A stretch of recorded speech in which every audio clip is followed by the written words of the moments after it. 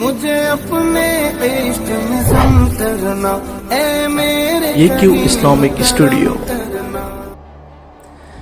حضرت خباب رضی اللہ عنہ بھی انہی مبارک ہستیوں میں ہیں جنہوں نے امتحان کے لیے اپنے آپ کو پیش کیا تھا اور اللہ تعالیٰ کے راستہ میں سخت سے سخت تکلیفیں برداشت کی۔ شروع ہی میں 5-6 آدمیوں کے بعد مسلمان ہو گئے تھے، اس لیے بہت زمانہ تک تکلیفیں اٹھائی۔ لوہے کی زرہ پہنا کر ان کو دھوپ میں ڈال دیا جاتا، جس سے گرمی اور تپش کی وجہ سے پسینوں پر پسینے بہتے رہتے تھے۔ اکثر اوقات بالکل سیدھا گرم ریت پر لٹا دیا جاتا، جس کی وجہ سے کمر کا گوشت تک گل کر گر گیا تھا۔ یہ ایک عورت کے غلام تھے، اس کو خبر پہنچی کہ یہ حضور اقدس صلی اللہ علیہ وسلم سے ملتے ہیں، تو اس کی سزا میں لوہے کو گرم کر کے ان کے سر کو اس سے داغ دیتی تھی۔ حضرت عمر رضی اللہ عنہ نے ایک مرتبہ عرصہ کے بعد اپنے زمانہ خلافت میں حضرت خباب سے ان تکالیف کی تفصیل پوچھی جو ان کو پہنچائی گئی تھی۔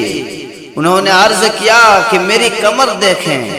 حضرت عمر رضی اللہ عنہ نے کمر دیکھ کر فرمایا کہ ایسی کمر تو کسی کی دیکھی ہی نہیں۔ انہوں نے عرض کیا کہ مجھے آگ کے انگاروں پر ڈال کر گھسیٹا گیا، میری کمر کی چربی اور خون سے وہ آگ بجھی۔ ان حالات کے باوجود جب اسلام کو ترقی ہوئی اور فتوحات کا دروازہ کھلا تو اس پر رویا کرتے تھے کہ خدا نہ خواستہ ہماری تکالیف کا بدلہ کہیں دنیا ہی میں تو نہیں مل گیا۔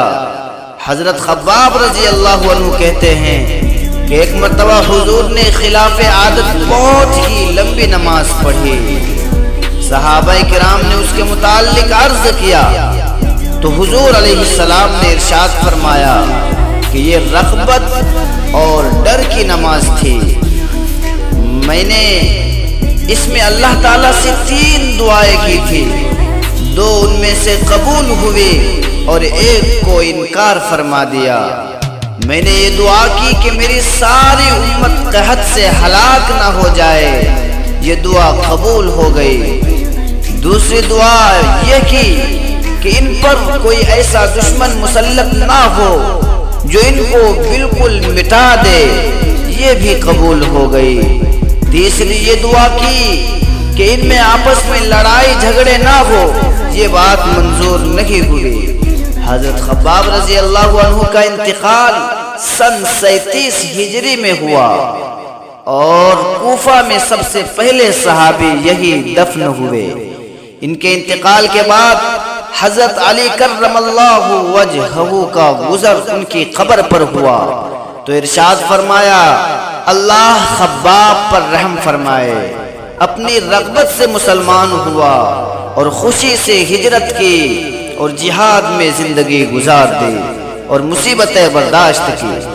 مبارک ہے وہ شخص جو قیامت کو یاد رکھے اور حساب کتاب کی تیاری کرے اور گزارہ کے قابل مال پر قناعت کرے اور اپنے مولا کو راضی کرے۔